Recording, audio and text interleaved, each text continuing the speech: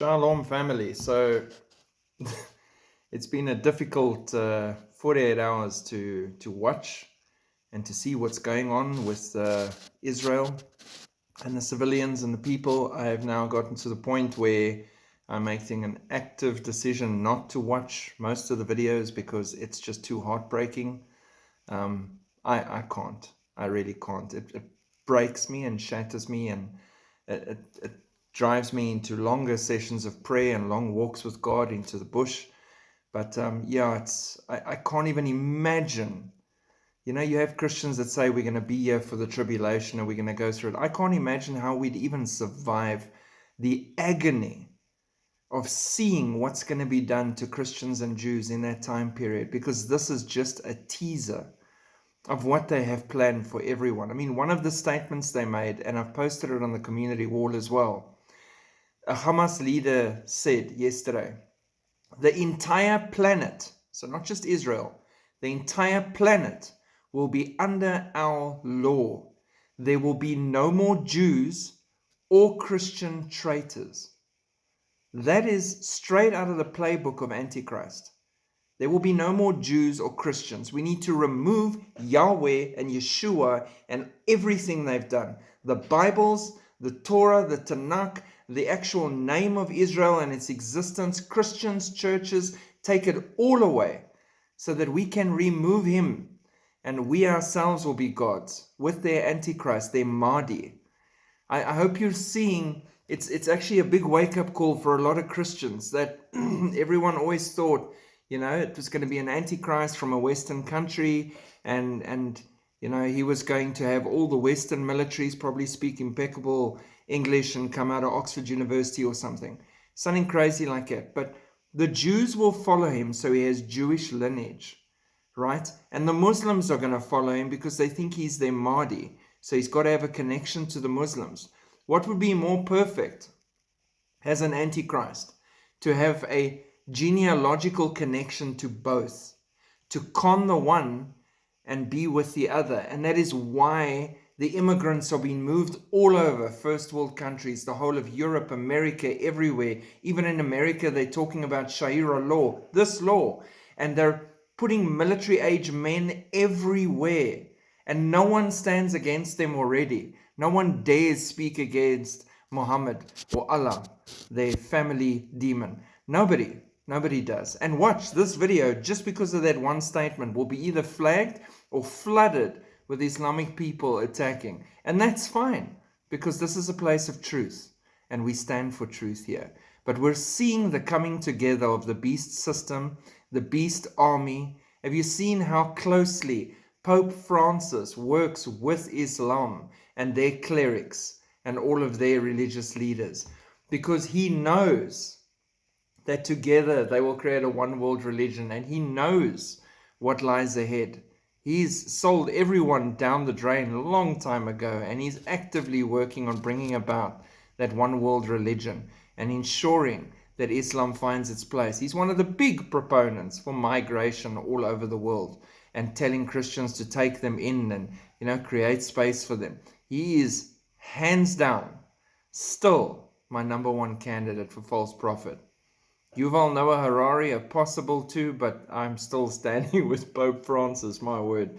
Anyway, coming back to Israel and these threats. So if we look at what I spoke about over the weekend in the Psalm 83 war, we've ticked off Lebanon. They've now engaged. We've ticked off the Palestinians. We've ticked off Iran. Syria has already gone to full alert. They've mobilized their air force and their army. They've got all their anti-aircraft batteries prepared. They're ready. Russia is apparently involved with cyber attacks on the Israeli systems, which is all over the place. Could also have affected the Iron Dome. So those things are all in place. And now today, and again, check the community wall, Egypt is calling up their soldiers and mobilizing them so that they can be ready to go and help the Palestinians in the war against Israel. So tick, there's another one. So Jordan, Saudi Arabia, which is saying, you know, stop it, it's your own fault. Jordan, Saudi Arabia, and then the list is there. It's done. Then you got your Psalm 83 parade all together coming against Israel at the same time. And they're reinforcing the whole Golan Heights area. This is the biggest and worst threat they've ever faced. It has surpassed the 6-day war. When they look back in history during the next 7-year period of tribulation before they get attacked again in 3.5 years' time, when they look back, the 6-day war now ranks as a smaller effort. This is history in front of our eyes with how horrifying and how large and how shocking this attack has been and this war that is ongoing. How many days will it be? The last one was 6 days. I'm hoping it's days and not months. According to Israel and her generals and her leaders, they say it's going to be months because they intend to raise Hamas to the ground, eliminate them like rats down to the very last person. And I understand where they're coming from. I've seen the videos of the small children in cages, of the people being murdered indiscriminately, just everywhere. That could be your family. That could be your children. That could be your daughter that made a last phone call just before they shot her that you had to listen to. Those feelings, that grief, that shock to the heart is going to change them in a way that they haven't had before, where left and right are coming together in anger and hatred for what has been done to civilians. And the attack that they're busy pounding out now is going to be probably one of the worst ever seen. And the world will use that against them. They're already using that against them in a big way. But we're going to see a lot more of the anti-Israel sentiment and the attacks coming up all the time. Can you imagine for a second, and I want to just give you this example. So where I live, the Kruger Park National Park, Google it if you don't know, you should know. Most of the world knows what the Kruger National Park is. So the Kruger National Park is literally from where I'm sitting right now in my office, about 4 kilometers from me, the gate. Then I can go into the Kruger Park. Because we're so close to the Kruger National Park and next to it, animals regularly come into town. So if it gets late at night, for example, and my son's working late, I will drive and go and drive with him as he rides his bicycle home, because he has himself also had situations where he's driving home at night and there's a hyena right in front of him. A hyena has got one of the most powerful bite forces in the world. Think crocodile. It's insane. And they're scavengers and they'll go for you. So they come across. We've had lions walking through the cemeteries. The fences can't keep the animals in. They cross. We get all sorts of fun things too, like porcupines and deer and those kind of things. Beautiful, amazing. But leopard comes through. A leopard will take you when you're not looking. Lions come through. Hyenas come through. So those dangers are always there, and the fences have to be maintained and kept there for a reason. Now imagine a little old lady is walking down the street to go to the shopping center here in Palabora at night, okay, or to the cafe, go buy some bread, and a hyena attacks her, okay? It's a horrible beast, actually, when you look into it. It attacks her and mauls her. She barely survives. And in the aftermath, everybody all over the country rallies together and condemns her for causing the attack by the hyena. Would that make sense to you? At all? Because that's what it's like at the moment, with the world condemning Israel for this attack. The Palestinians can do anything. And sorry, this is going to sound horrifying. They can literally murder a baby. As long as it's a Jewish baby, the world will keep quiet. They'll still fund them. They'll say it's because of the treatment they've received from Israel and the Jews, and shame these poor people. But if Israel shoots a youth that's 12, 13 years old, indoctrinated, carrying a bomb and a machine gun and trying to kill them, and they retaliate and kill him, then they're murdering children. And the whole world will be in uproar. There'll be an emergency United Nations meeting. Everyone will rally together against Israel. It is so clear.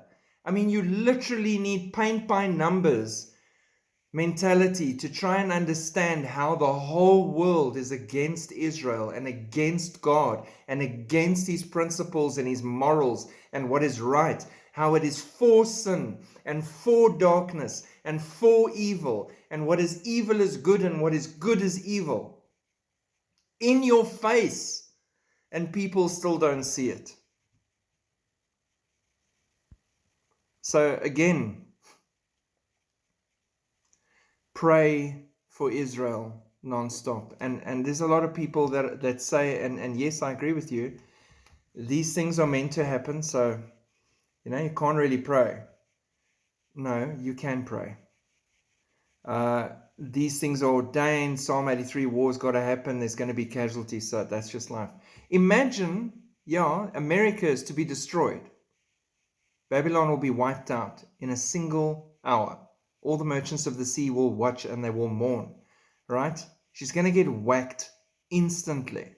So we shouldn't pray for the civilians and the people and whatever. It's got to happen.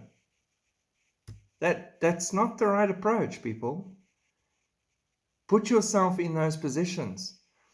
And it's not an anti-rest of the world, pro-Israel situation either. When Afghanistan has their earthquake and 10 villages are wiped out, I am praying for them, those Muslim people, that God will comfort them. Those families that have lost lives, that he will reveal himself to them in the situation, that he will heal them, that he will bring them together, that he will just be there in the situation because of the shock and the horror that they're going through, that they will receive assistance. We pray for all. And predominantly on top of it, we pray that the light of Jesus reaches them in these horrifying situations. We don't pray selectively. So now suddenly that it's Israel, it's meant to be. No. Yes, it's meant to be. Yes, Jacob's trouble is meant to be. The tribulation's meant to be. I honestly think one of the other reasons I never thought of before for a pre-tribulation rapture for us to be removed is because when these things begin to happen and we're still here, the fervent prayer of the righteous availeth much, and us praying against everything the whole time as it's meant to happen, it's going to be a problem. And it's going to break a lot of us, the horror and the grief of it. We know God is in control, always. We've read the final chapter. We know God wins. Jesus is on the throne. We know Israel won't be eradicated ever. Creation will unravel at the seams before that happens. There will be no stars left in the heavens before that happens, because he keeps his promises, the same promises he made to Israel. The same God promised that he is coming to fetch us, that where he is, there we may be also. I don't doubt for a second in Yeshua. I doubt in many other things. I never doubt my God. Does that make it easier to watch small children in cages? Does it make it easier watching young girls murdered and abused? Does it make it easier watching grandmothers lying in their beds, their wheelchair next to the bed being by terrorists? No. And that drives me to prayer. What is prayer? And I'm going to leave you with this, because there's a lot of confusion around it. And you know what? A lot of pastors and ministers have got these mega teachings on prayer, and I can probably do a couple of those for you as well based on different approaches. But let's narrow it down. God says, be like a child. So let me explain it to you like a child. Prayer is conversation between me and God. We are intimately communicating. I'm sharing my grief. I'm sharing my needs. I'm sharing my praise. I'm sharing my adoration. We are communicating. We are in relationship. That is prayer. So for those of you that are married, if you're married, you and your husband or you and your wife talking and communicating and talking through all the things that you're struggling with in life and all those things that are happening, those conversations and support to each other, that would be an equivalent of a type of prayer situation between you and God. So being burdened with what Israel is facing now, pray. Pray for God to move in Israel. Pray for him to deal with the enemies.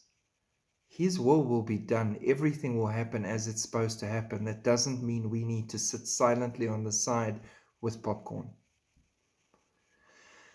But be careful as well. And some of you have warned, and I agree with you, don't watch all the videos. I'm trying not to post them because even I struggle. Don't. I'm updating as much as humanly possible on Telegram because it's the easiest. I'm getting news from various sources and I'm dropping it immediately in there so that you guys can see the most relevant things as it's happening, so we can watch and pray with purpose. We know what's going on, what's happening, who's mobilizing, what the statements are. The other place where I'm getting to every now and then is the community wall on YouTube. I'm getting it on there as well, but not as much as Telegram. Telegram is the easiest channel and the easiest way to do it. I have put the link on the community wall. Just scroll, you'll find it. But for those who are asking for it in the videos as they upload, I am answering and putting the link in there too. I'm not trying to get Telegram subscribers. It's never been about numbers for me or anything. This is a ministry. That's why I don't say like and subscribe and all those things, because I struggle with that. So I'm not going to. God made this ministry work. God's going to make this ministry work. God's going to get this to everyone who needs to get it to. So if you want to like it and subscribe it and share it, you go for it. I'm not going to tell you to do that all the time. The same way I'm not going to ask, please support the ministry. God knows what the ministry needs. And those who faithfully support it, God bless you. Even if I haven't had a chance to personally say thank you, thank you. You further the work of the ministry in a big way, and thereby you labor with me in the field in ways you won't know until we sit in the naughty corner and I hug you and share with you the difficulties, the struggles, and the amazing things we accomplished together. But together here, I will ask for prayer for us, for the nation of Israel, for what's happening, for believers that are facing disasters all over the world, for everything around us. I will constantly do that because I have seen the power of prayer. Always, my God reigns. Keep looking up, keep praying for Israel, and pray for the peace of Jerusalem. Shalom.